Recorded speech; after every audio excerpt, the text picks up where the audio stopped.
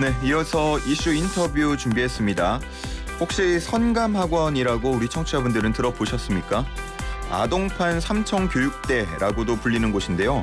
아동 인권 침해 사건이 무려 40년 동안 자행됐다고 합니다. 피해 생존자 다수가 암 매장지로 지목한 곳에서 발굴이 시작된 지 하루 만에 피해자의 것으로 추정되는 유해가 발견됐다고 하죠. 자, 자세한 내용에 대해서 진실화해를 위한 과거사 정립위원회 김진희 선감학원 조사팀장과 함께 이야기 나눠보겠습니다. 팀장님 안녕하십니까? 네, 안녕하십니까? 네. 아마 어제 오늘 이렇게 뉴스를 통해서 이 발굴 소식 들은 분들 많으실 것 같은데 지금이 뭐 언제까지 발굴 작업하게 되는 겁니까? 이번 주 월요일부터 26일부터 시작을 했고요. 예. 오늘이 마무리를 하는 날입니다. 오늘까지요? 네, 이게 시굴 조사기 때문에 이렇게 짧은 겁니까? 네, 그렇습니다. 그렇군요. 지금 유해 발굴이 됐다고 하는데 어떤 내용인지 좀 자세하게 설명을 부탁드리겠습니다. 네, 저희 위원회에서 진행한 곳은 성감동 산 37-1 일대 중에서 예. 진술인들이 직접 묻었다고 하는 곳 중에서 유력한 5곳을 저희가 시구를 했었고요. 예. 그 시구란 5곳 모두에서 희생자로 추정되는 유해와 유물이 함께 발견되었습니다. 보니까 뭐 치아, 단추 이런 것들이 발견됐다고 하던데요. 네, 맞습니다. 우선은 저희 용역하시는 연구원님들 말씀을 빌리면요. 예. 성감도 땅 자체가 산성도가 높아서 뼈가 용해돼서 현재까지 뼈가 남아있을 가능성은 적고 뼈 중에서 가장 오래 남을 수 있는 치아가 남아있을 가능성이 높다고 말씀들을 주셨는데요. 예. 말씀 그대로 치아가 주로 나왔었고요. 예. 그리고 저희가 조금 더 세밀하게 확인을 해봐야 되는 상황들인데 현재로서는 그 신청인들이 진술을 하신 바와 같이 그 당시 입었었던 원복 중 동복과 하복의 단추가 나온 것으로 저희가 알고 있습니다. 그렇군요. 그러면은 이런 치아나 단추 같은 유해가 발견이 되면 뭐 앞으로 네. 시굴이 아닌 정식 유해 발굴까지도 이어지는 겁니까? 그 부분은요. 실질적으로 저희가 이번 유해 시굴에서 나온 유해와 유품을 통해서 예. 성감학원 원생을 암매장했다는 신청인들의 주장인데 사실로 드러났고요. 네. 그리고 유해와 유품에 대한 세부적인 감식 결과와 그 성감학원 아동인권 침해 사건에 대한 결과들은 아직 정확하게 나온 바가 없기 때문에 감식 후에 이것들이 결과 보고서에 반영이 될 거고요. 예. 이후에 유해 발굴 관련해서는 저희가 관계 당국에 유해 발굴 및 그리고 추모시설 관련해서 공고안을 낼 생각입니다. 그렇군요. 이번 그 발굴의 경우에는 피해자들의 진술로 시작이 된 겁니까? 네, 맞습니다. 그리고 피해자들의 진술뿐만 아니라요. 예. 이미 1996년과 2006년에 언론 매체를 통해서 유해 발굴이 2차례가 된 적이 있고요. 예. 그리고 2018년 경기도 용역 유해 발굴에서도 지금 저희가 하고 있는 해당 지역에 159로 추정되는 유해가 있다는 용역 결과가 있었습니다. 이런 내용들도 함께 반영이 돼서 이번 시골 조사를 진행하게 되었습니다. 예. 피해자들이 그렇게 진술을 했다는 거는 보니까 뭐 서로 묻어주기도 했다라고 하던데 좀 네. 상당히 끔찍한 일인 것 같습니다. 그렇죠. 그렇군요. 이 진술에 의하면은 예. 주로 사망자가 성감도 내에서 사망자가 발생했을 경우 원생들이 직접 그 사망자들을 데려다가 땅을 파고 묻는 그런 행위들을 했다고 하고요. 예. 이 과정에서 아무런 조처가 이루어지지 않았다는 진술이 다수입니다. 그렇군요. 자, 이렇게 이번 조사 발굴 시굴에 대한 얘기를 좀 나누면서 시작을 해봤는데 사실 선감학원에 대해서 좀 낯선 분들도 많으실 것 같아요. 그래서 이 선감학원에 대해서 먼저 청취자분들께 설명 한번 하고 시작하겠습니다. 네, 알겠습니다. 성감학원은 1942년부터 1982년까지 1942년부터 해방 이전까지는 일제시기 가마원으로 운영이 됐었고요. 네. 이후 1946년부터 1982년 퇴원시까지는 경기도 도립으로 운영됐었던 예. 불황화 수용시설입니다. 일제가 만든 거잖아요, 그러면. 네, 맞습니다. 근데 해방 후에도 계속 운영이 비슷한 방식으로 됐던 건가요? 네, 유사한 방식으로 진행이 됐고요. 예. 우선 거기 수용 대상은 불황화를 대상으로 단속 후 수용이 이루어졌는데요. 예. 지금 저희 조사 과정에서 문제시 되는 것들은 불황화에 대한 개념이 불명확하다는 것과요. 네. 그리고 그 당시 불황화 단속 근거 법령이 그러니까 이후에요. 이건 일제시대 이후, 이제 해방 이후에는 1961년도에 제정된 아동독립법에 의해서 아동들이 단속이 됐는데요. 아동독립법도 상당한 문제가 있다는 것으로 저희 조사 결과 드러났습니다. 예. 그 피해자분들 만나보셨을 텐데 실제로 뭐 불황화 아닌 분들도 많으셨죠? 그렇죠. 지금 저희 대화 나누시는 앵커님 같은 경우도 예. 불황화가 누구냐고 제가 재묻는다면 뭐라고 대답을 주시겠어요? 뭐 연고지가 없다, 뭐 신분이 명확하지 않다, 이 정도 답하지 않을까요?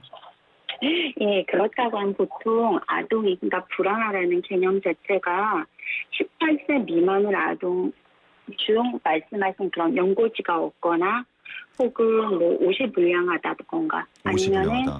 네, 그쵸. 옷 상태가 불량하다거나 아니면 학교 갈 시간인데 학교를 가지 않고 거리를 대회하는 아동들이 이제 주로 불황화라고 잡혔는데요. 예. 근데 저희가 일반적으로 생각하는 불황화라는 개념은 되게 불량하다, 나쁘다, 범죄와 좀 연관이 지어지잖아요. 예. 좀 치안적인 개념이죠. 예. 하지만 실질적으로 이런 아동들은 보호의 대상이지 치안의 대상이 아닌데 당시 치안의 대상으로 여겨졌던 것으로 저희 조사 결과 나왔습니다. 그렇군요.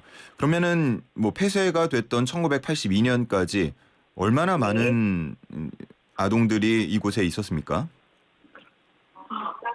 저희가 제출받은 원화 대장상으로는 4,961명인데요. 거의 5천여 명에 가까운. 네, 그렇기도 한데 저희가 조사를 해보니까 네. 원화 대장에도 어느 정도 오류가 있어서 4,961명보다는 더 많은 수가 될 것이라고 지금 추정하고 있습니다. 그렇군요. 네. 여기는 그 남성 아들, 그러니까 소년들만 입소를 했던 곳입니까?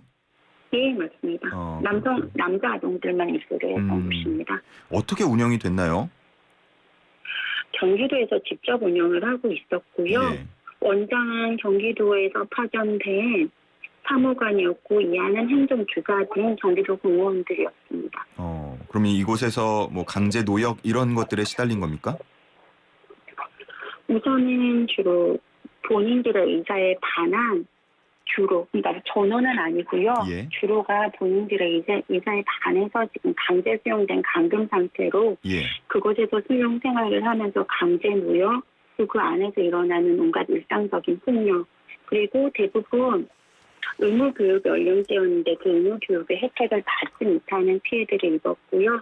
탈출 과정에서도 사망이라든지 탈출 후 또 다른 감금, 그리고 가족을 못 만나는 강제 실종들의 피해들이 있었습니다. 네. 아마 피해자분들 많이 만나보고 이야기 들으셨을 것 같은데 기억에 남는 이야기가 있었습니까?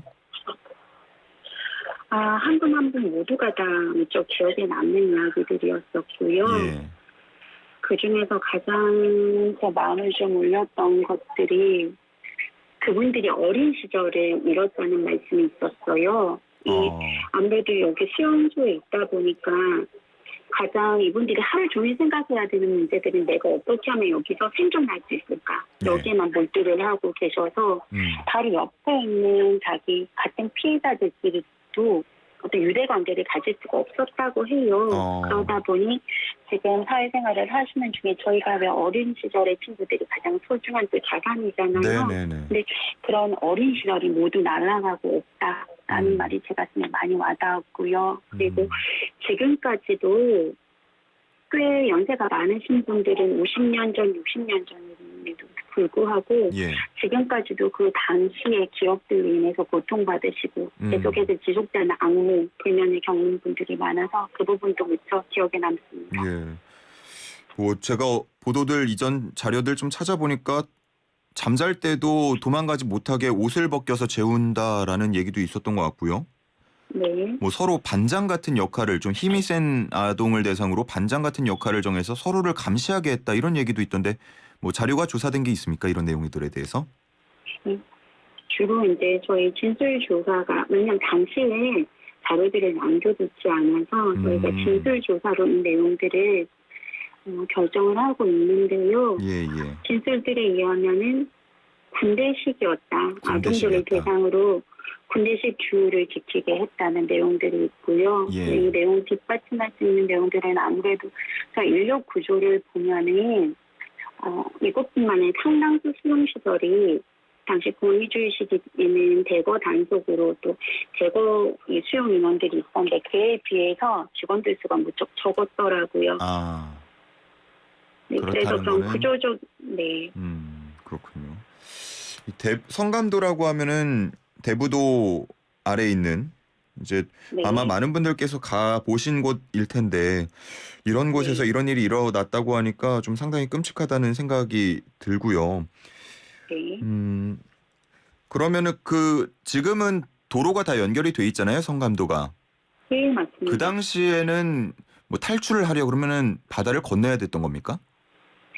네, 탈출 경로가 두 가지가 있는데요. 예. 한 곳 같은 경우에는 배를 이용해서 가야 되는 거고요. 예. 한 곳은 배를 이용을 하지 않으려고 하면은 물이 빠지길 기다렸다가 뻘을 넘어서 육지로 가는 이렇게 두 가지 경로가 있습니다. 그러다가 좀 위험한 경우에 닥치는 그런 경우도 있을 것 같은데요. 그렇죠. 이미 많은 언론 매체를 통해서 아시겠지만은 저 뻘을 나가다 보면은 뻘에 빠지는 경우가 있고요. 그렇죠. 그리고 뻘은 무사히 지나가다가도 중간쯤 갑자기 물때가 바뀌어서 물이 들어닥치게 되면 또 익사하는 경우가 있었다고 진술이 있었습니다. 그렇군요. 알겠습니다. 뭐 오늘이 이제 시굴 마지막 날이라고 말씀하셨고요. 그러면 네. 이후에는 이 진상조사에 대해서 또 어떻게 더 진행이 되는 겁니까? 우선 저희 이번 시골의 목표는 진술인들에 대한 진술에 대한 사실 입증이었는데요. 예. 이 사실 입증은 어느 정도 다 밝혀졌기 때문에 저희가 이제 조사에서는 더 이상 진행은 없을 거고요. 예. 다만 앞서 말씀드린 바와 같이 이분들이 비정상적으로 지금 안매장돼 있는 상태잖아요. 예. 그리고 5기에서 모두 희생자로 추정이 되는 분들이 나왔기 때문에 감식 결과 이분들이 희생자가 맞다고 한다고 하면은 이제 저희 국가의 책무는 이 희생자들의 유해를 거두고 이분들의 암울했었던 지금 일생도 암울했었는데 죽음까지 비정상적이었고 죽음 이후에도 계속 안매장돼 있는 상태잖아요. 예, 예. 그렇다고 하면은 국가의 책무는 이분들의 유해를 거둬들이고 거기 추모시설에 건립하는 게 아닐까 합니다. 이 부분에 대해서도 저희 공관이 실을 예정입니다. 알겠습니다. 저도 계속 관심을 갖고 진행되는 상황들 지켜보겠습니다. 오늘 말씀 감사합니다.